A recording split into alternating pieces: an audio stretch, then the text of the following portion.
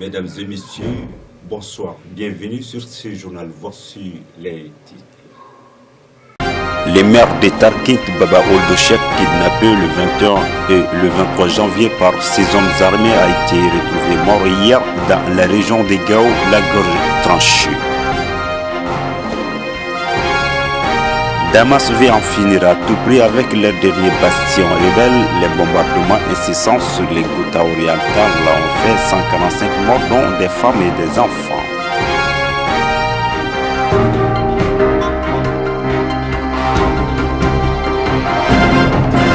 La communauté musulmane des Soufis des Vavois, dont le guide spirituel Cheikh Soufi Ousmane Kone, a débuté les travaux de la construction de son école confessionnelle islamique qui serait bâtie sur 25 mètres de long et 20 mètres de large. Une construction qui serait composée de 6 classes. Prière à tous les fidèles pour la bonne marche de cette construction en Côte d'Ivoire. Le maire de Tarkint, Baba Ould Cheikh, a été kidnappé du 21 au 23 janvier par 6 hommes armés, a été retrouvé hier dans la région de Gao, la gorge égorgée. L'essor de Baba Ould Cheikh, maire d'une localité du Mali, est connu. Enlevé en fin janvier, il a été retrouvé mort. Le maire de Tarkint, dans la région de Gao, a été retrouvé la gorge tranchée, enlevé entre le 21 et le 23 janvier par 6 hommes armés.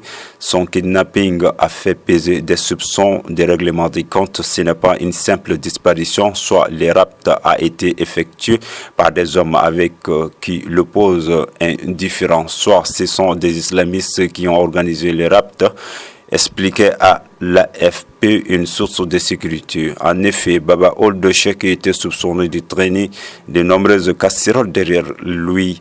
Le nom de l'ancien maire avait notamment été cité dans l'enquête sur l'atterrissage dans la région de Gao en novembre 2009 d'un Boeing 727 venant du Venezuela, transportant de la cocaïne et d'autres produits illicites. Après avoir déchargé son contenu, les trafiquants avaient incendié l'appareil. Baba Ould Cheikh avait été arrêté par les forces de sécurité maliennes en avril 2013 pour trafic de cocaïne, puis libéré quelques mois après faute de preuves. Dans le nord du pays, le nom de Baba Ould Cheikh évoquait par ailleurs la médiation pour la libération d'Européens enlevés par les groupes djihadistes, ce qui avait suscité des accusations de connivence avec ces groupes. Damas veut en tout prix en finir avec tous ces rebelles. Les bombardements incessants sur les Ghouta orientales ont fait état de 145 morts, dont des femmes et des enfants sont la plupart de ces victimes. Alors que les regards sont portés sur la bataille d'Afrin qui se joue actuellement entre les forces kurdes des YPG et l'armée turque aidée par des groupes rebelles liés à l'ASL, armée syrienne libre, le régime syrien poursuit son offensive sur les derniers bastions rebelles du pays. Aidé par son allié russe, Damas bombarde sans relâche depuis 3 jours la Ghouta, enclave rebelle proche de la capitale, ainsi que le Rif d'Idleb à l'ouest du pays. Le Conseil de sécurité a prévu une réunion aujourd'hui à huis clos pour discuter d'une trêve humanitaire d'un mois réclamée par les représentants d'agences de l'ONU basées à Damas. Les attaques sont à l'origine de nouveaux déplacements de populations. Dans la Ghouta orientale, 145 civils, dont des femmes et des enfants, sont morts en 3 jours de bombardements aériens, l'un des pires bilans en 7 ans de conflit. Rien qu'hier, 34 civils, dont 12 enfants, ont été tués. Mardi, les frappes ont tué 80 civils, dont 19 enfants et 20 femmes, et blessé près de 200 personnes.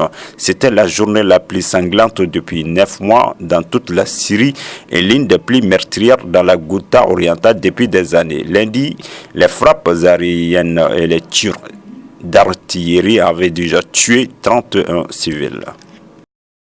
Les premières compétitions officielles des Jeux olympiques d'hiver 2018 ont débuté hier jeudi à Pyeongchang, en Corée du Sud, avec la participation de plusieurs pays dans ce pays, en Corée du Sud. Les coups d'envoi des 4 rencontres de curling double mixte ont été donnés simultanément à 9h05 heure locale au centre de curling de Ganyang, la ville côtière qui accueille les épreuves de glace des Jeux États-Unis, athlètes olympiques de Russie, Canada, Norvège, Corée du Sud, Finlande, Chine, Suisse sont les 4 premières affiches au programme et compte pour la phase des groupes du tournoi de curling. L'ouverture officielle des Jeux Olympiques 2018 est programmée vendredi à 20h avec la cérémonie et le défilé des athlètes qui auront lieu au stade olympique de Pyeongchang. Dans la zone montagneuse à une cinquantaine de kilomètres de Ganyang, 102 titres dans 7 sports et 15 disciplines vont être décernés au cours des Jeux Olympiques, dont les dates officielles sont du 9 au 25 février. Plus de 2900 sportifs venant de 92 pays, nations, délégations et participent. La Corée du Nord qui avait boycotté les Jeux de Séoul en 1988 chez son voisin du Sud avec qui elle est toujours officiellement en guerre, a cette fois décidé de participer au rendez-vous, envoyant 22 représentants. Ces Jeux de la paix, comme ils ont été dénommés par la Corée du Sud, ont permis depuis un mois un rapprochement spectaculaire entre les deux pays. C'est tout pour ce journal. Merci de l'avoir suivi sur votre chaîne de la Lumière et bonne suite des programmes.